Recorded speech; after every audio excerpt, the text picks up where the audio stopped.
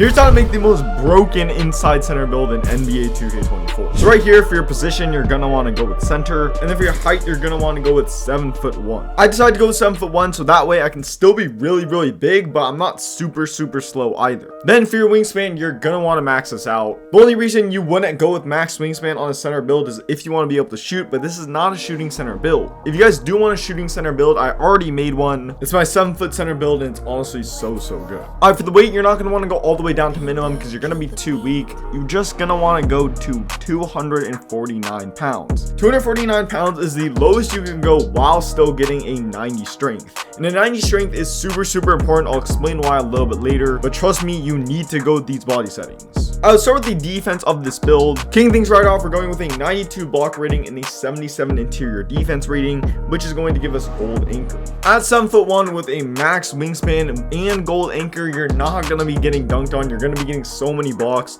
And honestly, I don't really think Hall of Fame anchor is really gonna do that much because you're not gonna be getting dunked on even if you have gold anchor, so Hall of Fame's not really gonna do that much more. Now, if you do want to go to Hall of Fame, you can, but you do kind of have to sacrifice a lot to get Hall of Fame, and gold is honestly just as good. Now, perimeter defense and steal, we're just gonna upgrade this a little bit. We're going with 61 for the perimeter and 60 steal for the steal rating. And you guys see, without a 60 steal rating, you're able to get bronze interceptor, which is going to allow you to just get a few more passing lane steals. From my experience, if you're playing on a super tall center with a super long wingspan, you're able to get passing lane steals even without any interceptor, but bronze interceptor just does make it a little bit easier. And now we're going to be talking about my second favorite part of this build, and that is the 99 defensive rebound rating, which is going to go ahead and give us Hall of Fame rebound chaser. The reason why I say it's my second favorite part of this build is because there's one other 99 rating that you're able to get on this build that's just so overpowered. You guys see, we're also going to go up to a 70 for the offensive rebound. I've already talked about this in previous build, why I don't go with super high offensive rebound, at least usually. The reason for this is because the actual rebound rating does not matter that much, and what really determines whether or not you're able to get the board is just your badges and obviously your positioning,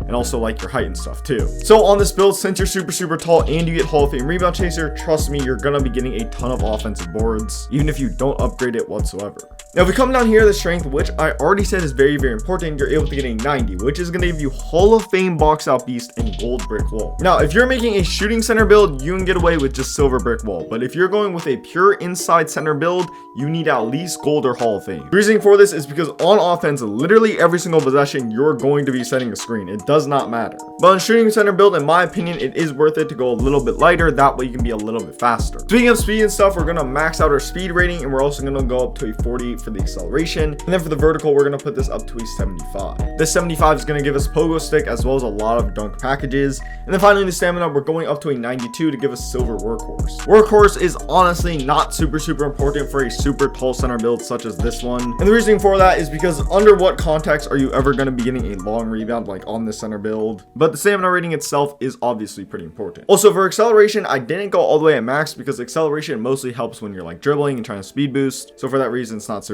important. Now, my favorite thing about this build is up here on the finishing. You guys see we're going with a 99 standing dunk, which gives us elite big man contact dunks, Hall of Fame fast twitch, and Hall of Fame rise up. The fact that you can get 99 standing dunk and 99 defensive rebound on the same build is honestly just so insane to me. And it's not like you have to sacrifice literally every single rating to get both of those things. Like, everything else is still absolutely crazy. Obviously, this 99 standing dunk is literally just gonna let you dunk on absolutely everyone. Like, there's no way you're stopping this build. This combination of Hall of Fame fast twitch and Hall of Fame rise up is so broken. Obviously, Hall of Fame rise up will let you get a standing dunk on literally anyone that's like below 7 foot, and the Hall of Fame fast twitch makes all your dunks so fast it's impossible to block you. Like, honestly, it's just raps. The next thing we're going to do is put up our close shot to a 68, which is going to give us masher and fearless finisher, which honestly aren't really that important, at least in my opinion, but it is pretty easy to get those on bronze, so we're just going to go up to a 68, and then literally that's all we're doing for finishing. I was not trying to make a post scoring build. If you guys want to make a post score, you can, but if you're going to make a post score, do also put mid range, that way you can hit post fades. And then don't worry about the driving dunk too much. This 60 driving dunk is not the same thing as like getting a 60 driving dunk on like a 6-foot point guard build, because you're already 7'1", you're gonna be getting a lot of driving dunks. Now, you will not be getting driving contact dunks, but really, how often are you gonna be going for driving contacts? And also, since you are super slow on this build, a lot of the time you'll be driving towards the basket and then 2K will just give you a standing dunk instead because you're not really moving towards the basket that quickly. All right, now for shooting, the only thing we're upgrading is free throw, which I'm putting up to a 62.